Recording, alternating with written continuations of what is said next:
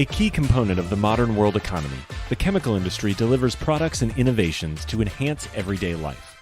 It is also an industry in transformation, where chemical executives and workers are delivering growth and industry-changing advancements while responding to pressures from investors, regulators, and public opinion.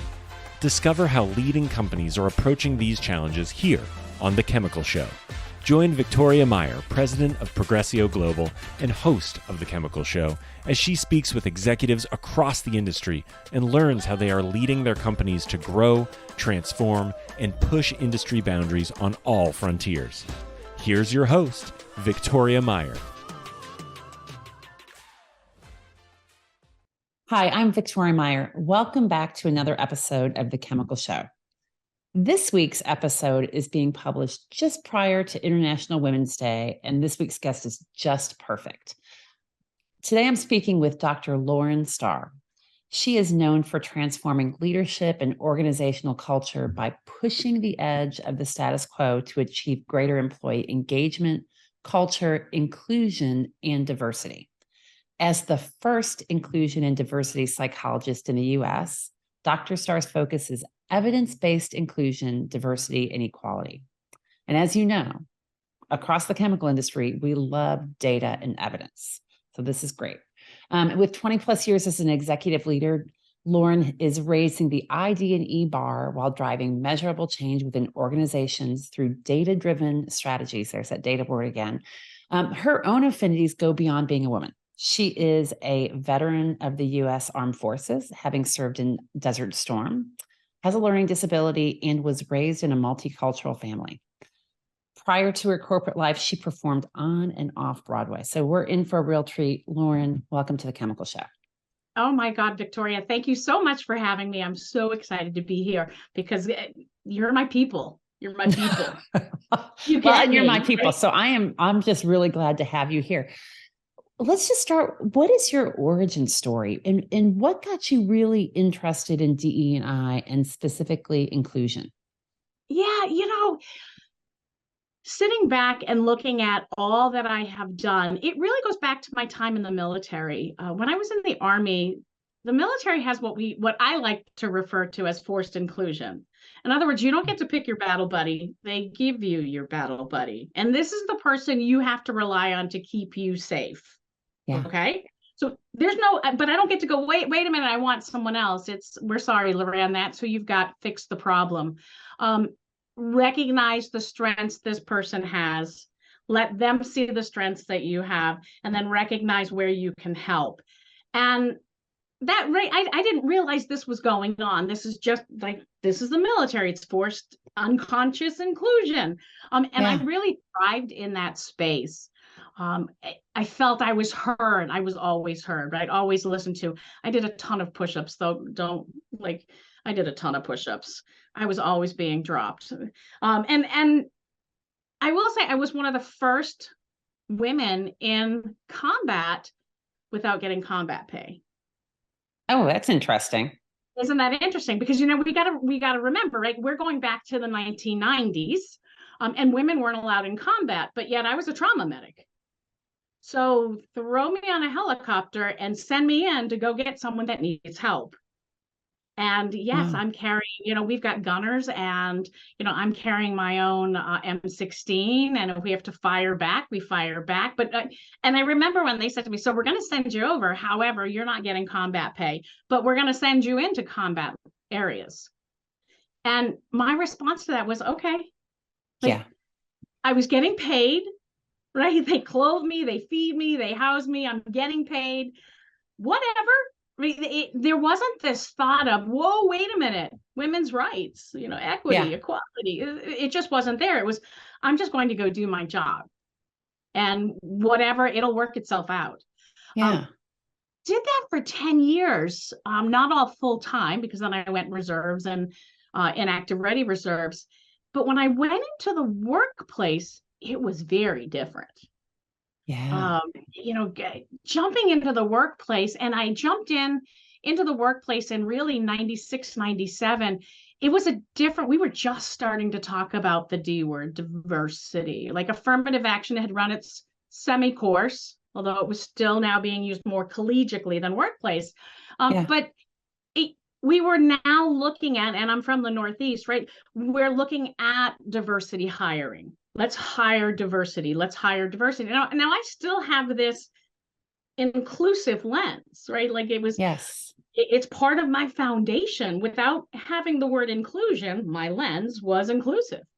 And I really struggled in the workplace, really in the early years, around this scapegoating and right, like, oh, there's this glass ceiling, we can't get ahead. I'm like, well, then leave the company.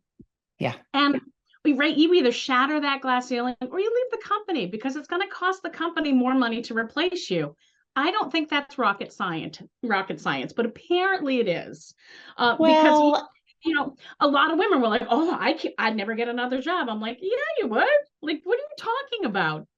though, that's an interesting one, because I think there's a lot of fear that is perpetuated. Like, oh, Mm-hmm. you won't get another job, or you won't get a job that pays you as well as you have, or you get labeled as a troublemaker. And the reality is, if I go back to that same time frame in the early and mid 90s, I know some things that happened that to myself. I know some things that happened to my friends, professionals Yep. in the Professionals. chemical Absolutely. industry Oh, absolutely. who reported Mhm. bad actions. Let's just leave it at that. Mhm. And then we're scapegoated. And then we're scapegoated. And I have a zero, and maybe that's from the military as well. Like, you're accountable. I am accountable for everything that happens in my day to day, Yeah. including the harassment. Trust me, been there, done that. I have been harassed. I have probably harassed. I mean, it's Yeah. just, but when you recognize that it's harassment, I'm the first one to step up and be like, whoa, wait a minute, time out. I'm not going to be the good girl. See, in the military, I didn't have to be. So, we let, Why do you say that? What does that mean? I didn't have to be a good girl in the military. I was treated just like the guys. Got it. Right? Like, you're not promoted in the military again, right? The advancement isn't, is it a he or a she, right? Like, advancement is based on your skill set, truly Yeah. your skill set. Your salary is based on the level that you enter at. And as you build skills, you increase your salary, you increase your pay grade. Yeah. Going into the workplace, I got the first job, or I had to really approach it with my eyes wide open. The first job I took, I come to find out that I was making a good $15,000 less than my male counterparts. Wow. And in having this like over beers one night, I'm like, you're an idiot. How did you get $15,000 more than me? Yeah. And he looked at me and he goes, you're the idiot. I bet you didn't ask. And I'm like, whoa, you can ask for more money? He's like, yeah, Yeah. let me show you how. Let me Nice. show you how. So we sat there. I mean, we sat there for a good 2-3 hours just talking money and how to negotiate and having those difficult money conversations, Yeah. that I've never been paid less than my worth since then. Good for you. Now, I And good do for hear, him for yes. doing this, because I think many times Mhm. women and men, but more so women, aren't shown the ways to negotiate. In fact, I speak to women's groups and corporate groups on negotiate your success. Because if Mhm. you don't, who will? Right. And I think there's a whole lot of reasons behind it, and we won't get into it today. But often women don't understand how to negotiate that. It's hard to have equity and equality and inclusion when the playing field is so different. Right, when society itself doesn't allow for equity and equality. So yeah, it's that level. There is no level playing field. Yeah. And I think as soon as we recognize that there isn't a level playing field, I'm never going to see that level playing field in my lifetime. I hope my daughters do. But to that point, now here we are, right? 2023. In 2021, I have twin girls who are seniors in high school this year. Well, they Nice. were working. Congratulations. Thank you. Right. And they had a summer job, and they were running the camp program. the two of them. And they found out that there was another camp that was offering more money. So they went to their boss, their manager, asked for more money. They're like, can we just have 50 cents more an hour? We just want to feel like we're valued for what we're doing. Right. They're very bright girls. The owner pulled them in and berated them. Who do you think you are asking for this? And they went in there with this is what I'm bringing to the organization. This is everything I'm doing outside my job description. Yeah. And his response, does your mother know you're in here talking to me? What message does that send? That's horrible. And by the way, the answer is probably yes. My mom coached me on what to say. My girls were like, no. I mean, she knows we want to raise, but what does my mother have to do with this? Yeah. And when push came to shove, I was never so proud of my girls. When push came to shove and he was like, I want you to think about this. Is that 50 cents worth your jobs? Both my girls told him, yeah, have fun. Good luck. Good luck. Good for them. Go find another job because there's other jobs out there. And then he called me. She's just like, where am I? Is this the 40s or 30s? Yeah. So it's still there. Absolutely. But I think what we need to do is just we need to be teaching each other how to negotiate. Yeah, from absolutely. That skills lens. So that's what I learned from there. Did my time in corporate, and then really as DE&I was becoming more and more prevalent, that's when the light bulb went off and I went, oh, this is what I'm missing. Organizations are missing that forced inclusion. Yeah. That's what we're missing. I have phenomenal communication skills and problem solving skills because of the military, because of the diversity that the military provided. And everybody was heard sitting at that table when we were talking out projects or approaches or anything that we were doing. We talked it out as a group. And I don't know, I had no glasses, right? There wasn't that rose glass. There wasn't, it was a pretty, and that's not the history of the military. So right. This was the time that I was in. So I just want the listeners to know that, trust me, the military has made a ton of mistakes around diversity. So what's the light? So you had this light bulb around diversity and inclusion in a corporate environment. Yeah. So first of all, maybe how do you differentiate between the two? Because I think we've been having this conversation, the industry, companies have been having this conversation for a long time, and we still struggle. So how do we distinguish between diversity and inclusion? And does one matter more than the other? Yeah, I think that's where we're starting to get it wrong. Not starting, this is where we've gotten it wrong. So diversity, right? Let's level. I love the word level set. We're going to level set you right here. Diversity is how we measure different affinity groups in an organization.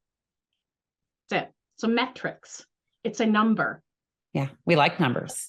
We can measure that. They're tangible. We can measure it. Numbers are really good. If I open up a bag of Skittles and I've got red, yellow, green, blue, purple, I can count how many of each color I have. That's diversity. That's it. When we separate those groups out.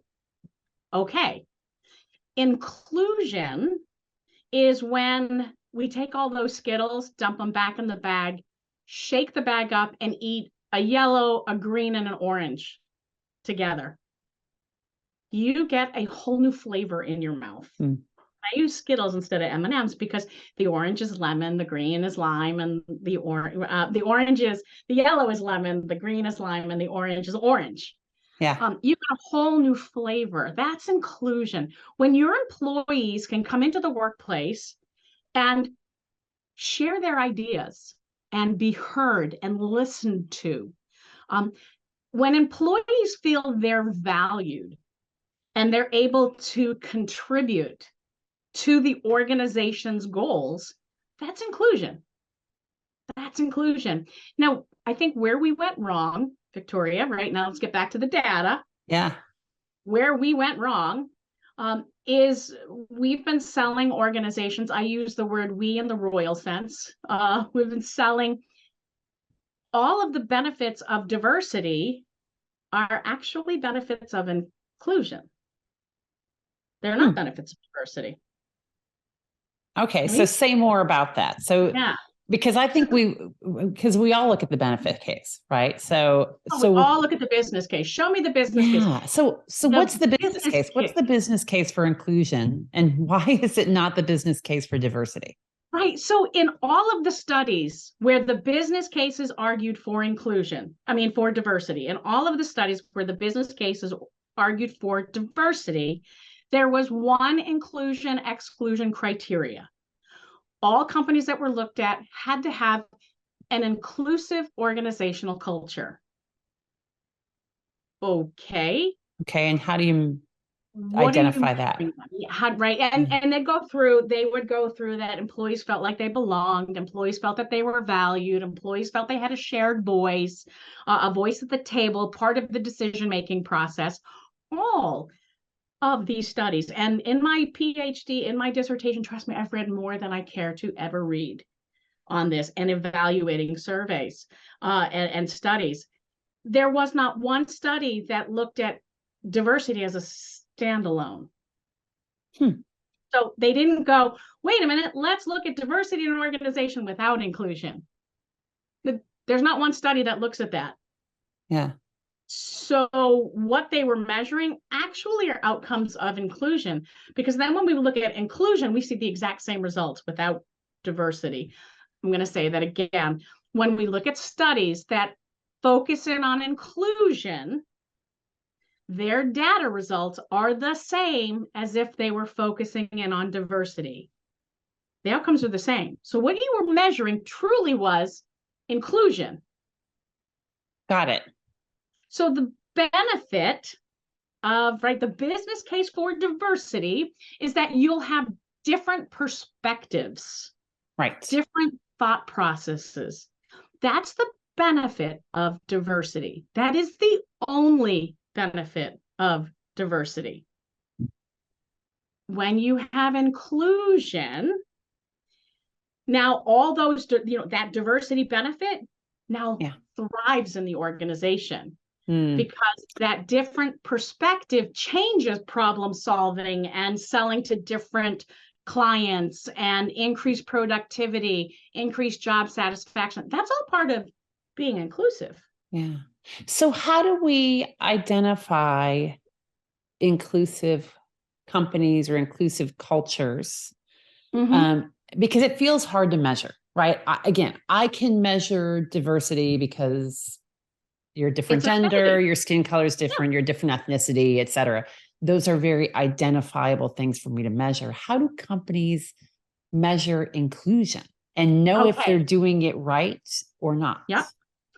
So when I go into an organization, or when I've gone into an organization in the past, to measure inclusion, the first thing I look at is retention data. What's your turnover numbers look like? Because here's what we know. When inclusion is not present, you will have a revolving door, especially around those that are marginalized or strong diversity, people of color, gender, sexual orientation, gender identity. Those people will not stay. They leave. So I look at retention data, and I don't look at retention data month to month from my HR people. I look at retention data from a year lens. So how many people in the year left compared to what is your workplace size? Yeah. That, believe it or not, tells me how inclusive an organization is right out of the gate. I also look at sick days. You don't think it's just about money? I feel like there's a certain time and certain populations, and I say populations just in the sense of the type of workplace that they're in. I know certainly over the last couple of years, we've talked about how hard it is to retain employees, to hire employees, that there's just been a churn as a result of the pandemic and all the changes that came about. Do you still think that's a diverse or an inclusion issue? Or Absolutely. Because I'm looking at organizations that are strongly inclusive, right? Have a real strong inclusive culture. They're not feeling the hit. Yeah. Do you have They're any sitting down examples and that you're able to share? So yeah, when we look at Amplifol, right, they're not feeling the hit. I've got another company up here who I can't say their name, but they are a chemical company in New Hampshire. They're not inclusive. They can't attract and keep their people. They have what I call the revolving door because they're focused on, they're like, Lauran, we want more diversity. I'm like, well, I can't help you there. You're in New Hampshire. Let's talk about inclusion. Build that inclusive workplace. And then from there, you will thrive. Right. Your Which people applies, will and stay. inclusion applies to, it goes beyond demographics, right? Because it's also so much more. Yeah. it's just, it's the whole composition of the workforce feeling Yes. as if they You matter, belong. they contribute, their point of view is heard, their Mhm. efforts are recognized, et cetera. Yep. I also like to shake out traditionalists and Generation Xers, the older generational Xers, Yeah. right? If they're leaving, it's not so much a culture issue. It's they might be retiring, they might be becoming entrepreneurs because that's the age group that we are seeing. Looking at numbers, that's the age group we see leaving to become entrepreneurs or to retire or to really start a whole new career plan, right? Right. The rest stay. They don't care if it's inclusive or not because they are going to retire in the next 5 to 10 years. Millennials, if it's not inclusive, they are not staying. Does inclusion mean something different to millennials than it does to Gen X or Gen but Y, I think whoever we've got? Yeah, and we hear, and I think we're going to see, I don't think, we're going to see the same thing from Gen Zs, from my kids, because I raised my kids, and I talk a lot about how it's important that you work for an organization that's inclusive, and what does it look like? Millennials are so entitled. They're not. They were raised by Gen Xers that were sick and tired of working 90 hours a week and not feeling valued. So they are much more sensitive to that inclusive feel. They've also had a lot more exposure to it because you got to remember, millennials are our team generation where they all played sports teams. I don't care. Yes, some of them got medals that they probably didn't deserve. Don't care. Moving on from that, they are used to that inclusive feeling. So now we send them out into the workplace that is focused on diversity, not inclusion. They get in there, and then within 3 months, we see the millennials going, "I'm out of here. This is not what I want, and I'll find another job because it is still a job market." Yes, it is. Which is nice. Yes, it is. It's nice for those that are not feeling included and looking for that next role. And I think organizations need to wake up and recognize that it's a culture issue. It's not that, right? We know from the research, people leave because of culture first, and then their leaders next. Pay is number 7 on that list. As to why people leave. So back to measuring inclusion. We take a look at any survey data that you've done, engagement surveys. Are you measuring inclusion, right? Do I feel heard? Do I trust my managers or my leadership team? Am I part of the decision-making process? We can grab that data and look at that data. Then I look at leadership bench strength. Okay, what does that look like? Yeah, what does your succession planning look like? What does your bench strength look like? And if you're, I don't care what industry, and if you're not building your succession planning, if you're not building your leadership bench strength, you are going to be caught with your pants down because we have more leaders leaving organizations than we have talent. So, it's a critical component. I like to look at leadership bench strength, and then I apply the diversity lens. What does that leadership bench strength look like? Does the leadership bench strength look the same as the overall employee talent pool? Right? Do those diversity numbers work? If they do, there's inclusion. If they don't, if your leadership bench strength is predominantly male or white, or female and white, because I've seen that as well, right? So don't think that it's just a male, right? I've seen companies that'll have a bench strength of all women, and I'm like, what about the men? Right. Like, there's a huge perspective you're missing there. Right. So we look at that leadership bench strength. How strong is it? How diversified is it? And then I like to look at what they're doing training wise, because training is for knowledge only. Training is for knowledge. The only goal training should have in your organization is to build knowledge. That's it. Yeah. Like, build knowledge, build skill. It's not going to drive diversity. It's not going to drive inclusion, but it will provide a foundation for inclusion. It does nothing for diversity. Yeah. I mean, it starts to equalize skill sets, behaviors, et cetera. Hopefully. What strikes me, Lauran, is if we look at what's happened over the past 3 years during the pandemic and stuff. So there's one side of this where the sustainability goals have really, my dogs are barking in the background, so that'll be part of our conversation here as well. Bring them in. But there's one part of this where it feels like we've got this heightened focus on sustainability, sustainable development goals, a lot of which are around people and inclusion and raising poverty and all various things. At the same time, it kind of feels like we've gotten a bit less inclusive, right? So I think when I look at the challenges of the pandemic, people working from home, greater pressures on childcare, certainly in the first years or so, and longer than that, depending on where you are of the pandemic, has made many companies, not just, in the chemical industry, out of the chemical industry, to kind of take a step back in inclusivity, or at least the effectiveness of their inclusion efforts, I guess. Are you seeing the same thing? Yeah, I think one of the upsides to the COVID, to the pandemic, is it's becoming clearer and clearer where organizations are spending their money and spending their efforts. And those organizations that are D first, diversity first, they're falling apart. They're right. Any inclusion that they started has fallen apart. They don't have that foundation in place. On the flip side, we're now seeing much more diverse hiring because of this new normal, as we say, because now I can hire someone from Alabama if I'm working in Boston. Yeah, true. Right. Or right in New Hampshire, right.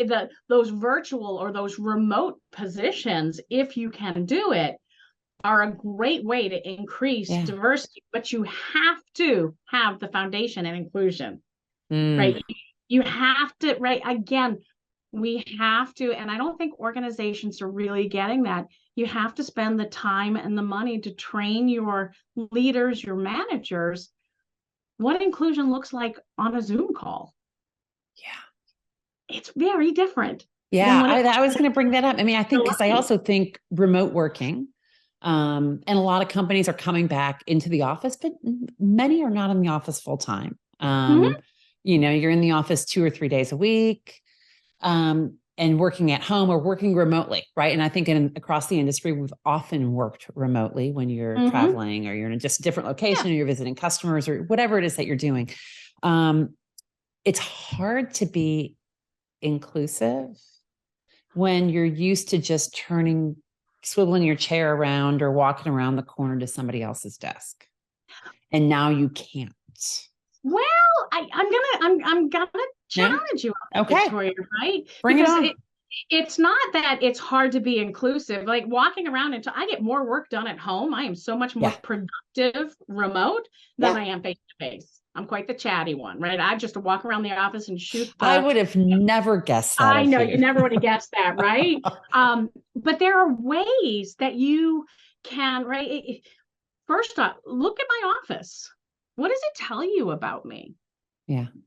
You don't get to see that when we're face to face all the time. True. You don't get to see, I've got my books, but I've got my diplomas. I mean, if you saw my whole office, you'd be like, oh my God, she is spastic. because it's just crazy. It's so much color down here. This is the toned down wall. Yeah. Right?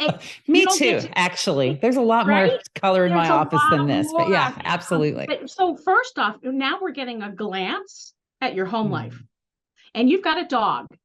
We can have right now. Yeah. We can Now you know on more. a very different level. I'm noticing on strong teams and Zoom calls, right, that these managers and leaders are doing icebreakers at every call. Interesting. Every call, do a quick icebreaker just to kind of open up the room. What's your favorite ice cream? You know, what's are people your still doing this? We are 3 years in. We are fatigued. Fatigued. I hear collectively people are fatigued. Are people still doing icebreakers? How do we break past the fatigue? I think we're stressed. I think we need to recognize on the flip side that we should stop having meetings just to have meetings to check on your people. That's fatigue. Yeah.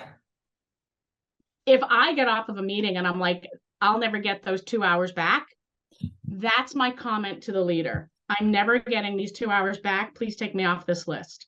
Right. Like, yeah. We have to take a little bit of ownership around that fatigue, because right, you're sitting in front of a computer screen all day. You're not getting up and walking to the bubbler to gossip or to chit chat. You're sitting right here. And a lot of times people show up in the office and then sit on Zoom and then or Teams or whatever it is that they're on. Yeah. I also have, right, to manage my own fatigue, because I can sit at my desk 8 hours straight. I won't eat anything. I drink my water. Like, I log in, and that I have to put on my phone reminders every hour to get up and walk around for 10 minutes. And excuse me, I do that because I know my circadian rhythms start to downshift. And if I am going, and if it's doing it for me, I have to be cognizant that it's happening to my team as well. Yeah. So I try not to have any meetings longer than 20 minutes. Because I know at that 20-minute marker, you're shifting your focus. You're going to shift over for at least 10 minutes. So I'd much rather, right, focus in on team meetings that are one focus that we can hit in 20 minutes and then come back a week from now. Yeah. Rather than being bogged down in these 3-4 hour team meetings. Oh yeah. That's just ridiculous. It's a grind. That's exhausting. Yeah. That's not inclusion. That's just exhausting. So coming back to teaching our leaders ways to be more inclusive, what are a couple of things that leaders can be doing to help foster inclusion in their organization? Get to know your people, work on your cultural intelligence. What does that mean? Yeah. Because we hear about emotional intelligence, but what's cultural intelligence? Yeah, so we have to have emotional intelligence first before you have cultural intelligence, right? At least that self-awareness. Cultural intelligence is being aware of different cultures around you.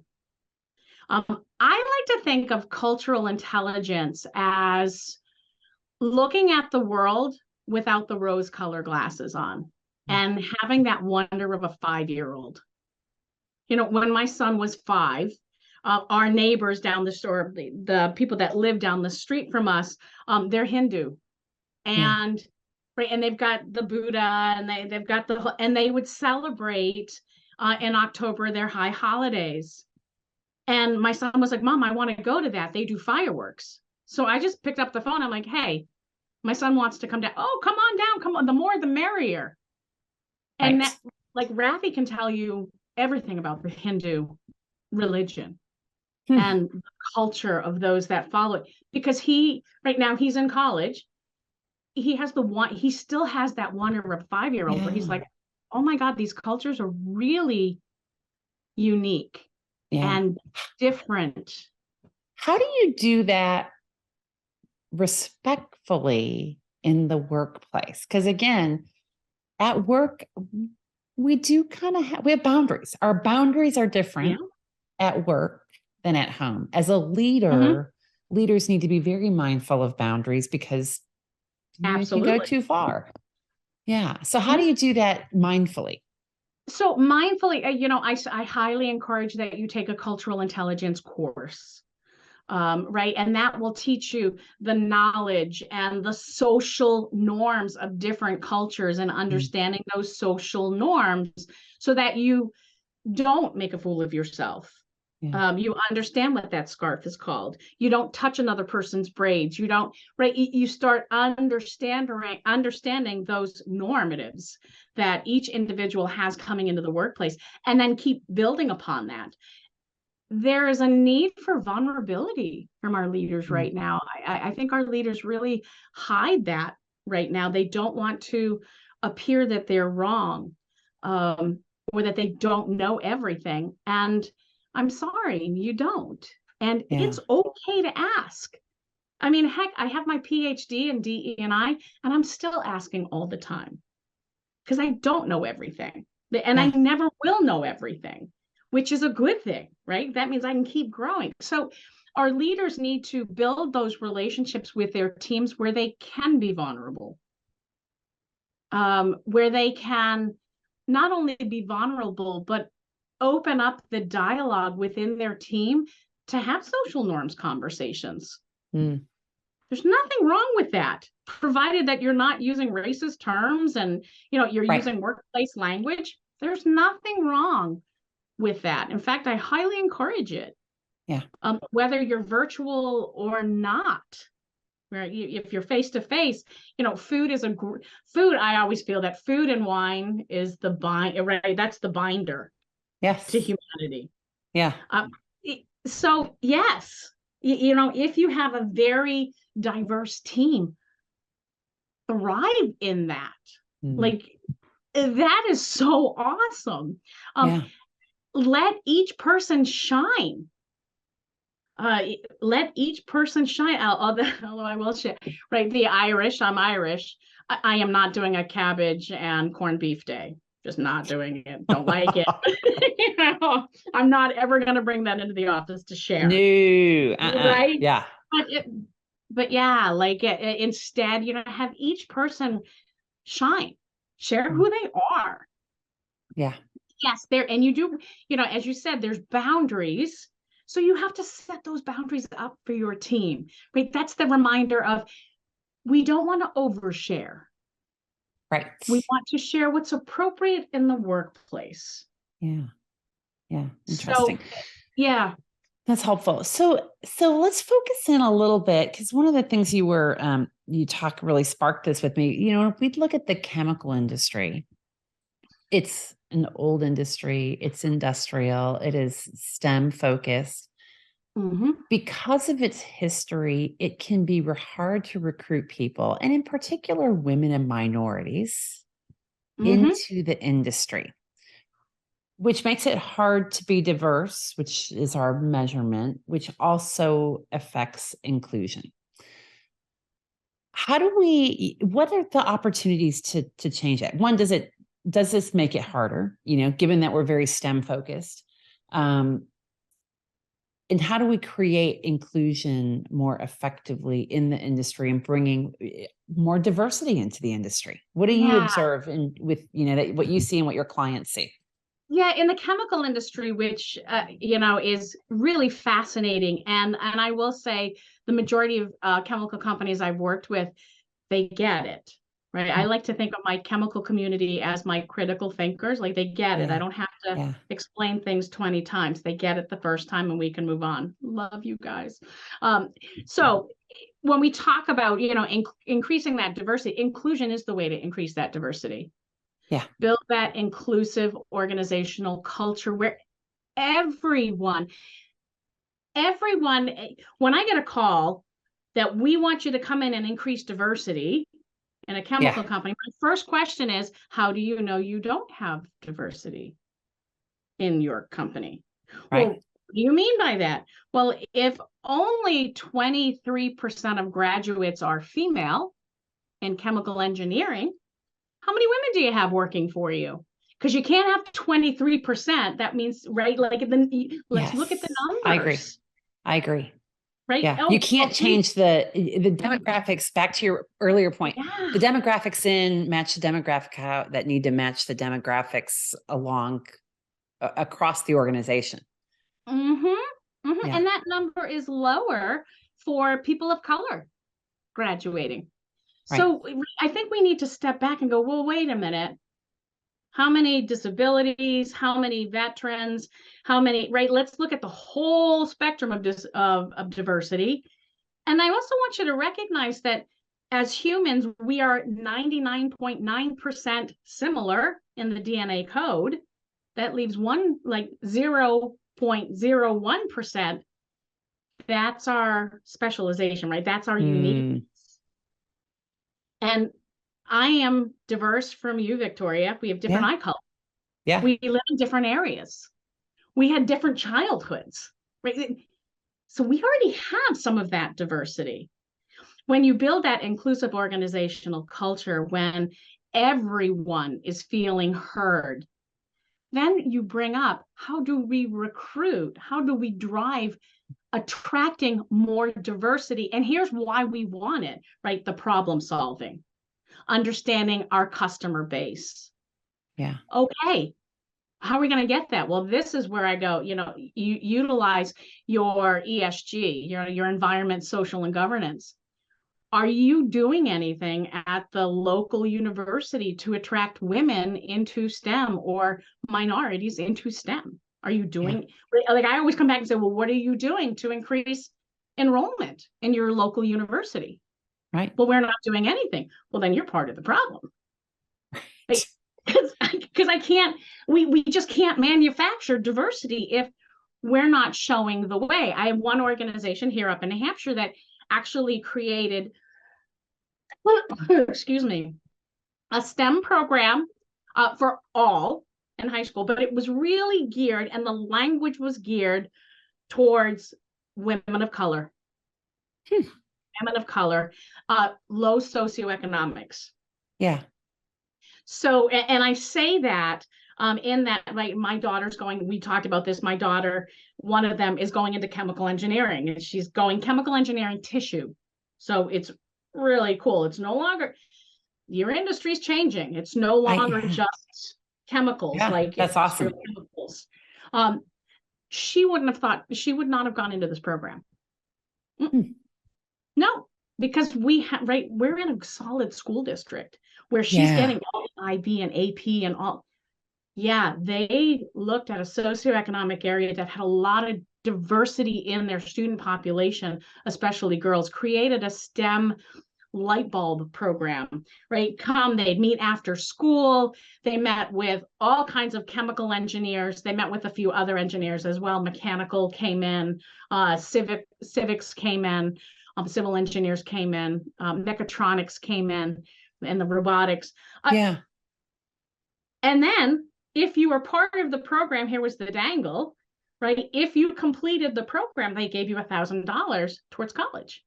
Nice. And guaranteed you an internship your freshman year. That's worth even more. Yeah, that's huge.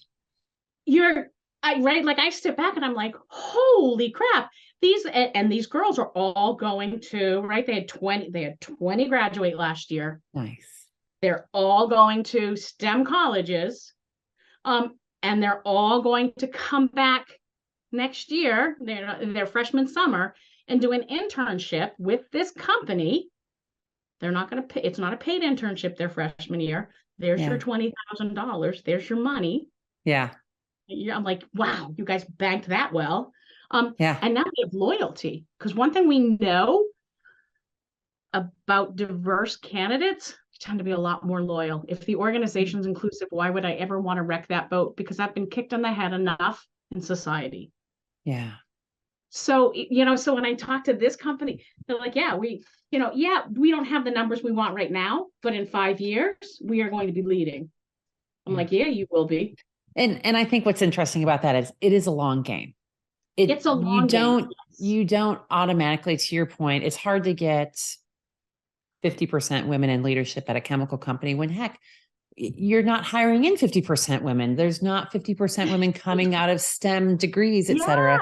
So it takes a long time, and there's a couple of organizations, one in particular that I've done some work with, Chemical Educational Foundation, CEF, who actually targets students of all genders, races, et cetera, but targets students in middle school to get them interested in chemicals and chemistry, because you have to plant the seeds early.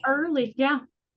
Yeah, because you can't fix it at the tail end if you haven't fixed it at the beginning. Wow. And when we think STEM in general, my generation, we were told that we weren't good at math and we weren't good at science. I rock at math. Well, I don't rock at math. I rock at science. Yeah. Right. But that's not where girls went. You became nurses, you became teachers. Like, I remember when I went to college, first gen to go to college, and my mother's like, "Are you going to become a teacher?" And I was like, "Oh my God, no." Like, holy no. No. Like, could you see me teaching? Not at all. I'd be fired. Right. But that was our generation. And now we have companies that grew up with my generation going, we want more diversity, but we haven't done a whole lot. Yes, we've got initiatives in place to get more people of color or more, right? But what are you really doing? Neurodiversity is hot right now. It is hot. One organization that I'm working with in Boston, we just started a neurodiversity program, and they're all computer kids. I'm not even sure. I don't really know what neurodiversity is. So neurodiversity, I am neurodivergent. I have a learning disorder. I am very dyslexic. My daughter, Lena, is dyslexic. She's the one that's going into chemical engineering. And so she can't write stuff down. She visualizes it and then it'll just give you the answer. It's weird, but it works. Right. She's considered neurodivergent, right? She has a learning disability. ADHD, neurodivergent. On the spectrum, neurodivergent. Right? Anybody that's brain is different is what we consider neurodivergent. Somebody with high levels of anxiety. We now know that anxiety, it really is a brain disease.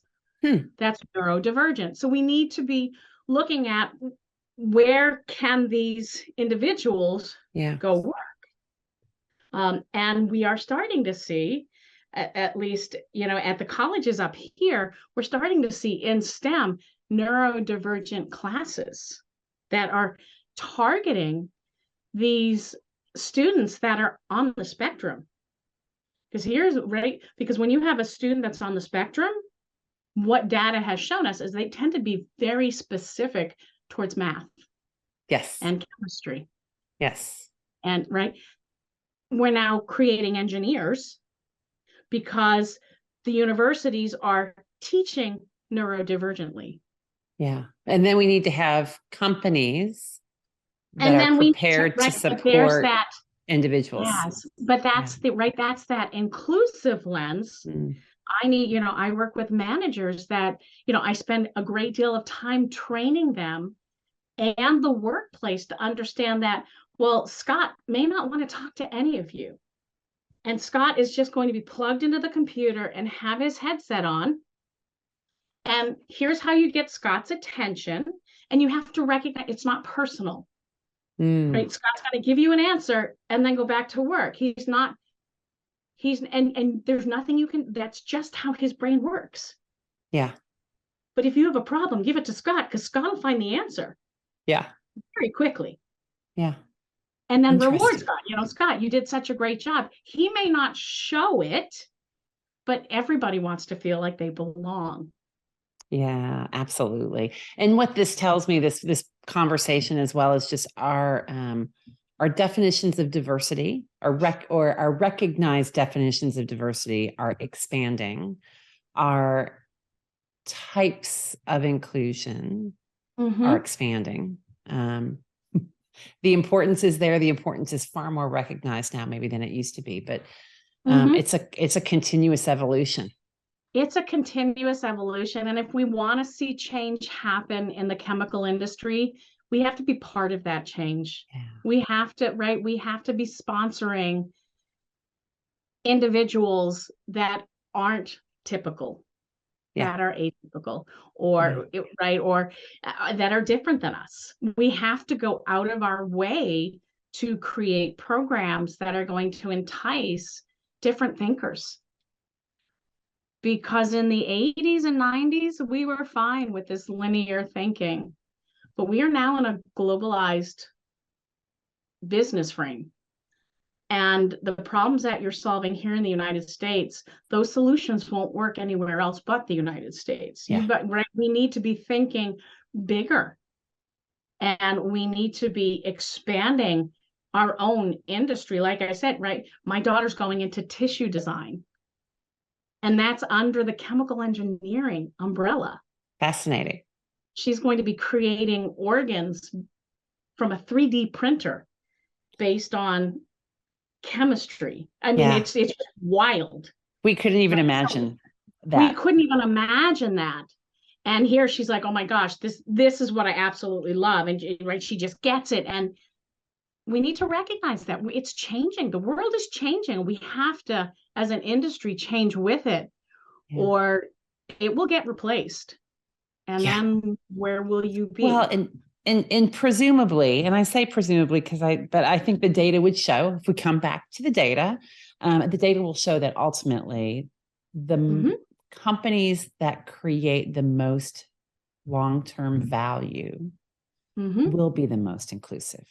The most inclusive of their own organization, of their customers and suppliers and business partners. At the end of the day, we have to believe it creates value. As humans, we know it creates value. As humans, we know and as companies, it creates value. Yeah. And we've got, you've got the whole generations that are coming up now that expect it. It's not like, I want to feel valued. Yes. Like that was my dad. My dad was like, you get a job, you put in your 50 hours a week, you get a gold watch. Who cares if you were valued? You got a paycheck. No. Where's my impact? Where am I valued? Yeah, absolutely. Awesome. Well, Lauran, this has been great. I really appreciate you joining us. I mean, we've kind of gone the whirlwind of diversity and inclusion. I think this has been super helpful. If people want to learn more about inclusion and diversity and the work that you do, where can they connect with you? How do they find that out? Yeah, you can either find me on LinkedIn, Dr. Lauran Star, or you can go to my website, Dr. Lauran Star, and it's just the DR, Lauran Star. Everything is right there. Everything is right there. Awesome. Well, thank you. Thanks for joining us today. And thanks everyone for joining us on The Chemical Show. We'll talk to you again soon. Awesome. We've come to the end of today's podcast. We hope you enjoyed your time with us and want to learn more. Simply visit thechemicalshow.com for additional information and helpful resources. Join us again next time here on The Chemical Show with Victoria Meyer.